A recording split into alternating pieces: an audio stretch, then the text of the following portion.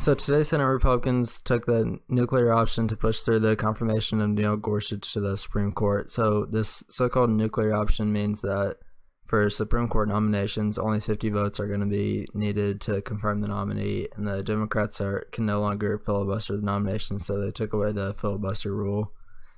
And so it used to be that 60 votes were needed to end the debate for the nomination, but the Senate Republicans just today changed this rule. And so now the majority party in Congress is going to have a lot more power regarding the Supreme Court because they can confirm the nominee without any debate. And so similarly, the Democrats changed this rule 4 years ago in 2013. So back in 2013, when they had the majority in the Senate, they changed the rules so that the judge confirmations at lower levels in the Supreme Court only required 50 votes instead of the previous 60 votes. So this just allowed the Republicans to block and obstruct Obama's pick, Merrick Garland, for a whole year from getting on the Supreme Court. And they didn't even allow a hearing for him. And so Obama's pick, Merrick Garland, never got on the Supreme Court because the Democrats didn't have enough votes, which is why there's a vacancy in the Supreme Court in the first place. So the Democrats really should have done what the Republicans did today and take away the filibuster rule and change the rule so that they could have already had one of their chosen nominees on the Supreme Court right now before the Republicans could have even taken power in Congress.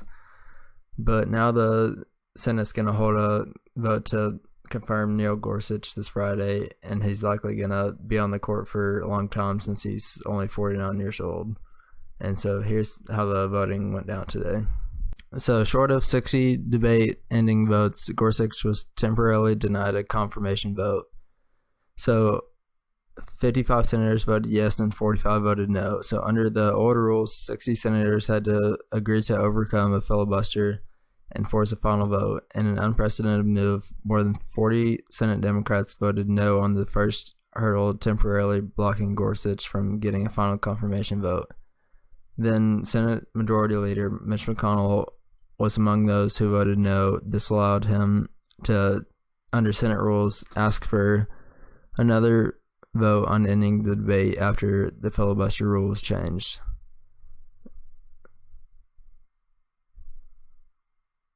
So then the Republicans voted to overturn this rule, and 48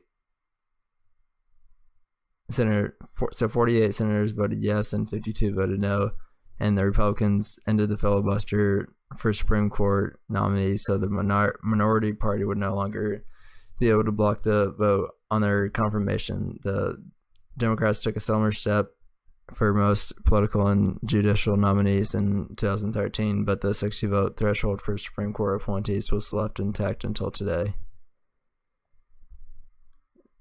So then now only 50 votes are going to be needed to force a confirmation vote, and 55 senators voted yes and 45 voted no, and 3 Democrats voted with the Republicans to advance the nomination out to a vote after the rules changed. Joe Donnelly of Indiana, Heidi Heitkamp from North Dakota, and Joe Manchin from West Virginia. Another Democrat, Michael Bennet from Colorado, supported the initial vote to end the floor, but voted against the second one after the nuclear option was invoked. So I don't really understand why 3 Democrats would vote to end the debate after the rule changed.